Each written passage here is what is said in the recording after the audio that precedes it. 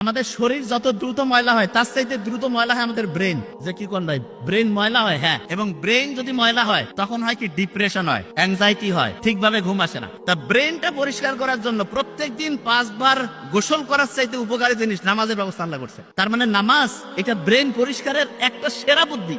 কিভাবে পরিষ্কার হয়? যে অবস্থায় আপনি আছেন শুকরিয়া আদায় করেন।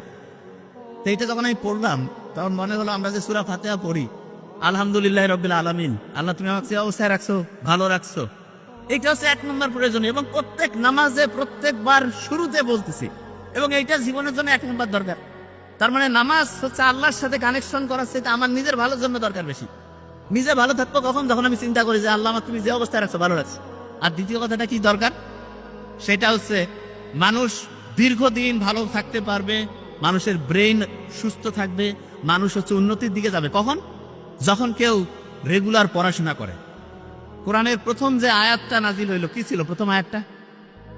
পড়ো তোমার প্রভুর নামে, ঠিক না? পড়ার কথা বলছে। তা আল্লাহ কিন্তু নাজিল হওয়া প্রথম কথাটা পড়ার সাথে, কোরআনে আমরা যখন সূরা ফাতিহার প্রথম যে আয়াতটা দিয়ে নামাজ শুরু করে প্রত্যেক রাকাতে, সেটা কি ছিল? প্রথম রাকাতে প্রত্যেকবারে বলতেছি, সেটা কি? সেটা হচ্ছে শুকরিয়া জানাচ্ছি আল্লাহর কাছে। তার মানে মানুষের জন্য যেটা সবচেয়ে প্রয়োজনীয় আল্লাহ কিন্তু সেট করে দিয়েছেন।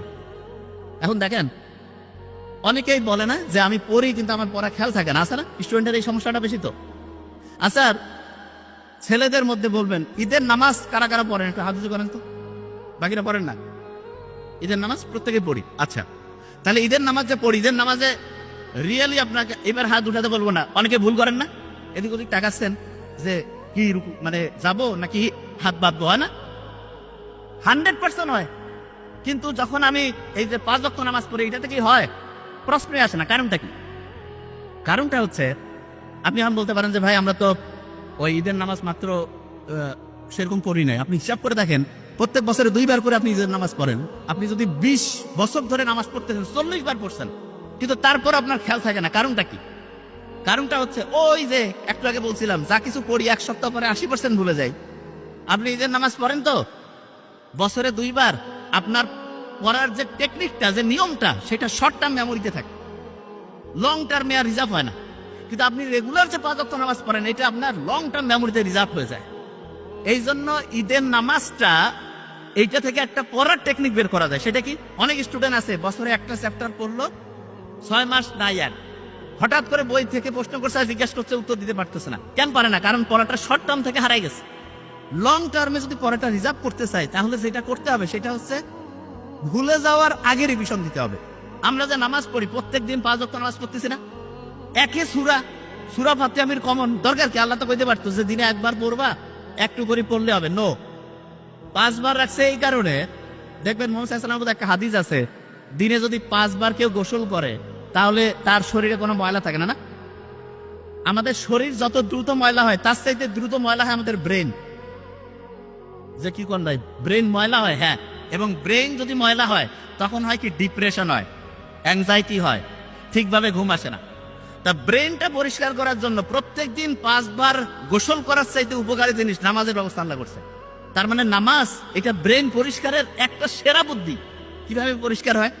ওই যে বিজ্ঞানীরা দেখছে, নোবেল বিজ্ঞানীরা, যে সবচাইতে ভালো কোনটা, যে শুকরিয়া যদি থাকে, আপনি যখন নামাজে দাঁড়ান তখন যদি এই শুকরিয়াটা থাকে আপনার মধ্যে, যে আমি যা কিছু করছি, যে অবস্থায় আমি আছি, আল্লাহর কাছে আমি শুকরিয়া, আল্লাহ আমাকে ভালো রাখছো, অটোমেটেড দেখবেন যে আপনার মনের যে দুশ্চিন্তা, মনের মধ্যে যে খারাপ অবস্থা, এটা আল্লাহর রহমতে নাই হয়ে গেছে। দেখুন, বিভিন্ন সময় অনেক লোক আছে না, এই যে রোজার সময় রোজা রাখে, অনেক সময় আবার অনেকে বছরে 2 বার 2 দিন করে প্রতি সপ্তাহে সপ্তাহে রাখে।